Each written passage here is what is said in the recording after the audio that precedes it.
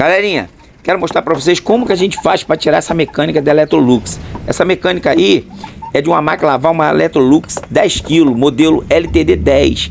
Essa mecânica aí, ela tem um apelido de chinesinho, muita gente chama ela de chinesinho, tá? É uma das mecânicas mais fáceis que tem de fazer da Electrolux. São 4, 6, 8 parafusos que você tira, né? E a mecânica sai fácil, fácil, fácil. Observa depois que a gente vai tirar essa mecânica, olha como é que estava enferrujado o rolamento dessa mecânica. Quem gostou desse vídeo, deixa o like, compartilha esse vídeo, se inscreva no canal. Até a próxima, fui!